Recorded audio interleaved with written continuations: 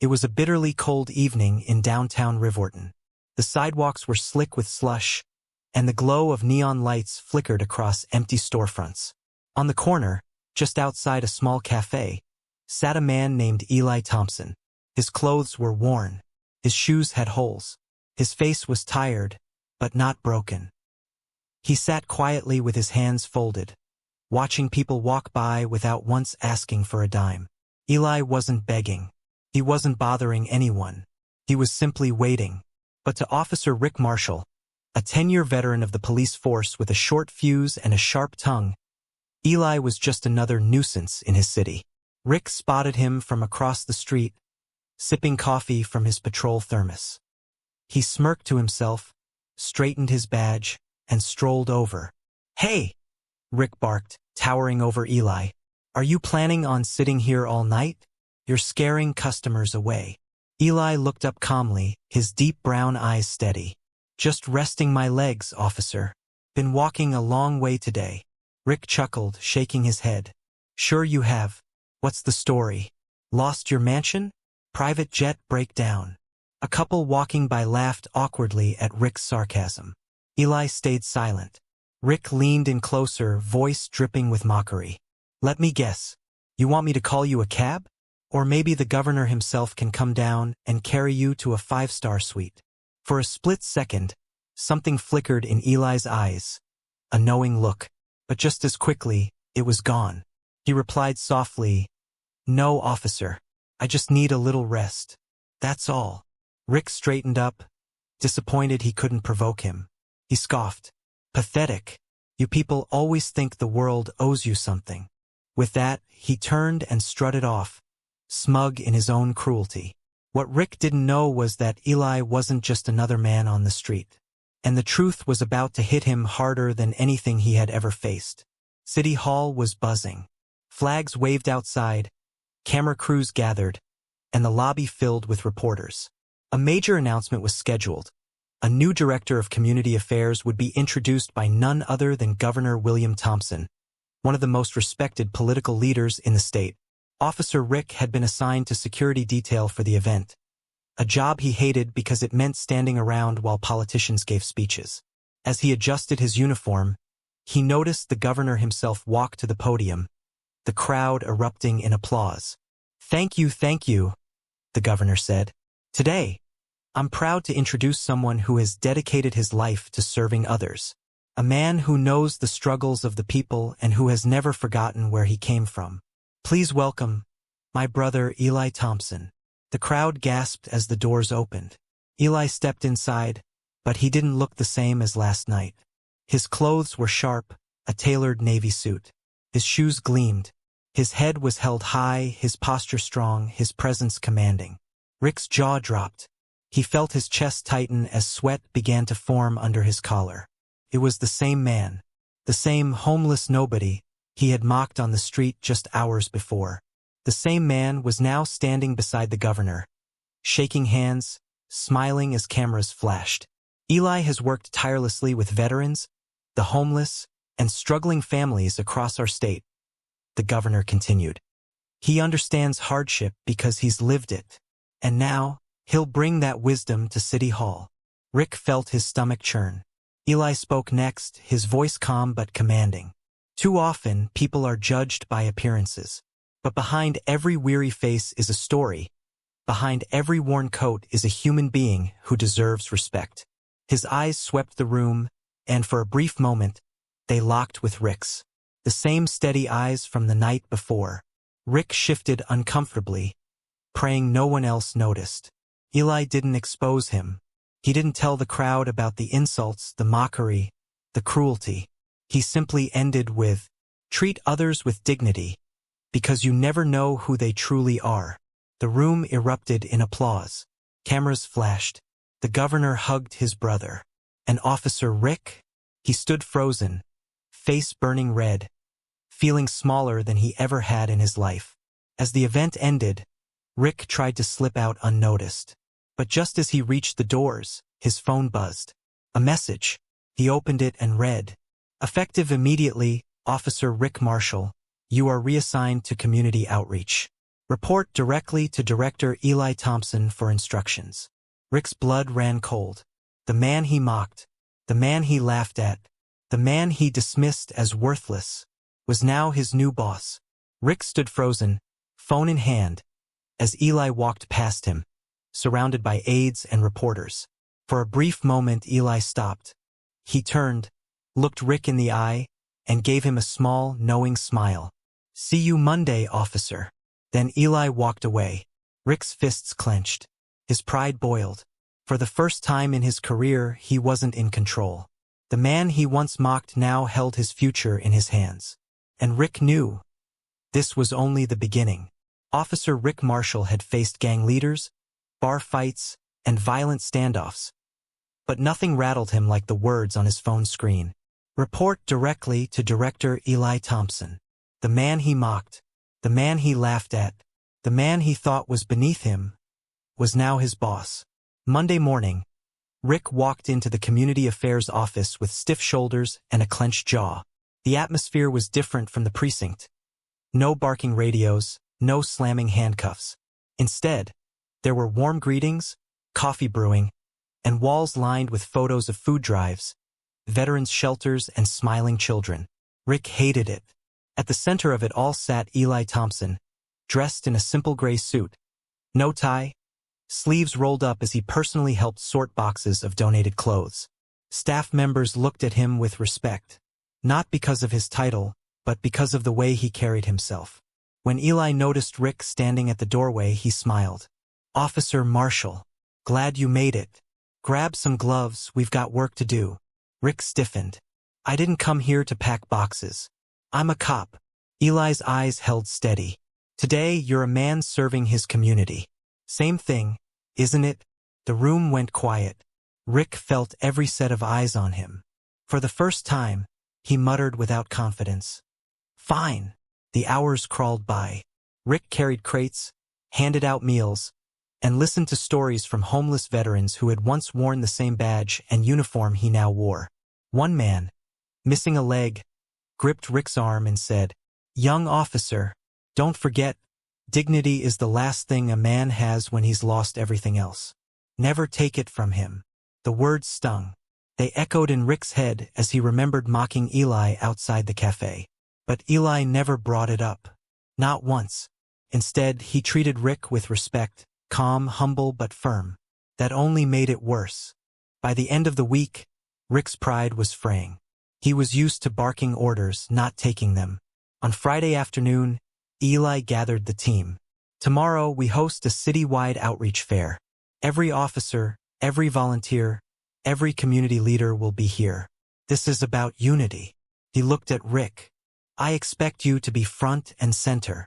Rick clenched his jaw. "With all due respect, Director, I'm not cut out for hand-holding and charity drives. My job is law enforcement." The room went silent. Eli stepped closer, his voice low but firm. "Your job, Officer Marshall, is to serve the people. If you can't respect them, you can't protect them." The words cut like a blade. Rick turned and stormed out, slamming the door behind him. That night, Rick sat in his patrol car, seething. His pride screamed at him to quit, to walk away. But as he scrolled through his phone, he saw an article trending online. From homelessness to city leader, Eli Thompson named Director of Community Affairs. Attached was a video clip from the governor's speech. "And to those who mocked my brother in his lowest moment, let this be a reminder, status means nothing. Integrity means everything." Rick felt his stomach drop. He realized the governor knew. Eli hadn't exposed him, but the governor had. The city was buzzing. People online were furious at a cruel officer who mocked a homeless man. His name wasn't in the headlines yet, but how long before it was? The next morning, Rick arrived at the outreach fair, his uniform crisp, his face grim. Crowds filled the park, families, veterans, community leaders, and reporters with cameras. Eli stood on stage, ready to speak. The governor was there too, seated in the front row. Rick's radio crackled. Dispatch called his unit. "Officer Marshall, possible disturbance on site. Handle with care." Rick scanned the crowd. Then he saw him, an angry man shoving through the crowd, his hands hidden in his jacket. He was moving straight toward the stage, straight toward Eli. Rick froze. This was the moment. Protect the man he once mocked, or let his pride get in the way. The crowd gasped as the man pushed past security, reaching for something in his jacket. And Rick knew whatever he chose next would change everything. The park was filled with laughter, music, and the hum of 1,000 conversations. But in an instant it all shifted. Gasps rippled through the crowd as a man shoved his way toward the stage. His movements were jerky, wild, desperate. Security scrambled, but he was already too close. Rick Marshall's pulse thundered in his ears. The man's hand was inside his jacket. Too fast, too close, too dangerous. On stage, Eli Thompson raised a hand to calm the crowd, unaware of the threat approaching him from below.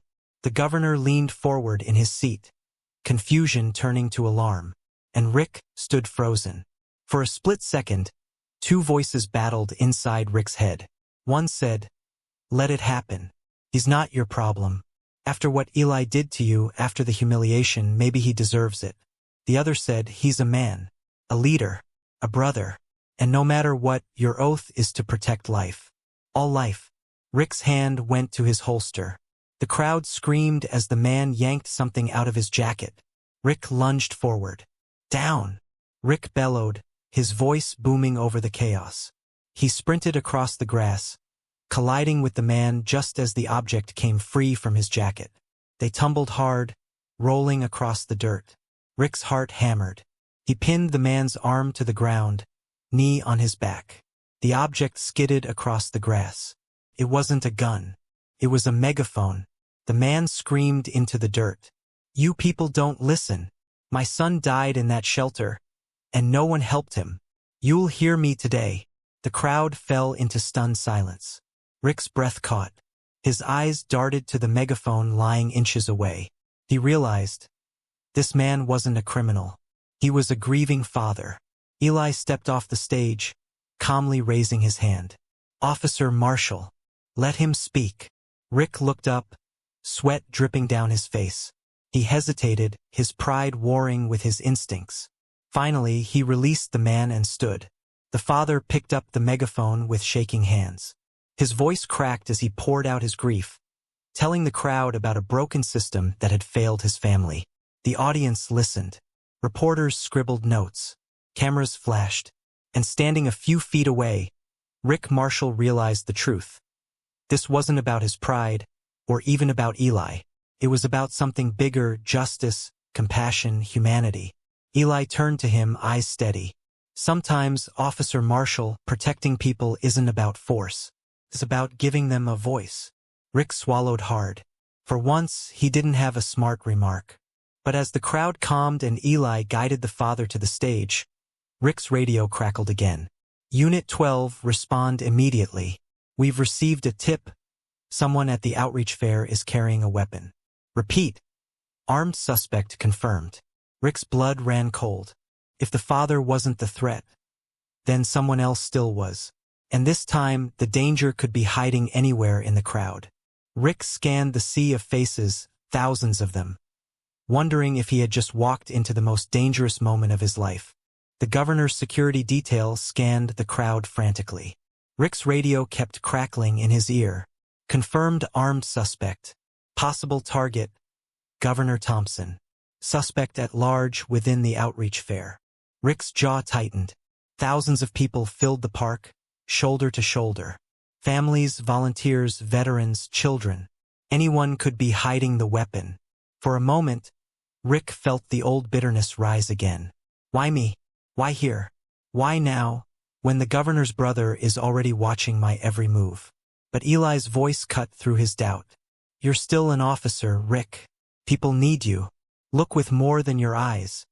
Trust your instincts." Rick forced himself to steady his breathing. He scanned the crowd, focusing not on faces, but on movements. Most people looked confused or frightened. But then, near the food tents, a man in a gray hoodie moved against the flow of the crowd. He wasn't panicking. He wasn't leaving. He was closing in step by step toward the stage. And under his arm, something metallic glinted in the sun. Rick's heart dropped. There he is. Rick shouted, "Hoodie food tent. He's armed." The crowd erupted into chaos, people screaming and scattering. The man bolted, pushing through terrified families. Rick sprinted after him, weaving between folding chairs and tipped-over tables. "Drop the weapon," Rick bellowed. The suspect didn't. Instead, he raised the gun toward the stage. Toward Eli. Rick didn't think. He launched himself forward. Time slowed. The gun fired, boom. Screams tore through the park. Rick slammed into the shooter, the bullet veering off course. Both men crashed to the ground, wrestling for control. The gun clattered across the pavement. Eli's security team rushed in, tackling the man and cuffing him. The gun was secured. The danger was over. Rick lay on his back, chest heaving, ears ringing. He felt a searing pain in his arm. Blood soaked through his sleeve. The bullet hadn't missed completely. Eli pushed through the chaos and knelt beside him. His eyes were wide with concern. "Rick, don't move. You saved my life." Rick tried to laugh, but a cough came out. "Guess I finally did my job right." Cameras flashed all around them. Reporters swarmed, capturing the image of a once-disgraced cop bleeding on the ground, having just risked his life to protect the very man who had exposed his arrogance weeks earlier. The governor himself approached, placing a hand firmly on Rick's shoulder. "The state of New York thanks you for your bravery. And so do I, as a leader and as a brother." The crowd erupted in cheers. Later, in the hospital, Rick woke to find Eli sitting by his bed. No cameras, no press, just the two of them. "I don't deserve this," Rick muttered. Eli smiled softly. "Maybe not before, but today you proved that redemption is real. You didn't let your bitterness define you. You chose courage. That's what makes you more than a cop. Rick, that makes you human." Rick's throat tightened.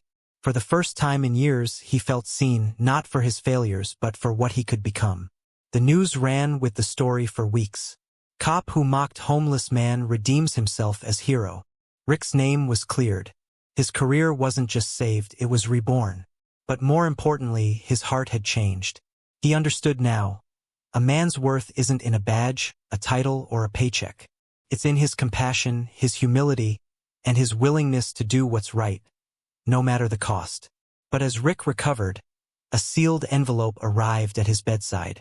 The sender, Office of Internal Affairs. Inside was a single line. "We need to talk about the officer who tipped off the gunman." Rick froze. Someone inside the force had tried to set him up. And if that was true, this story was far from over. To be continued.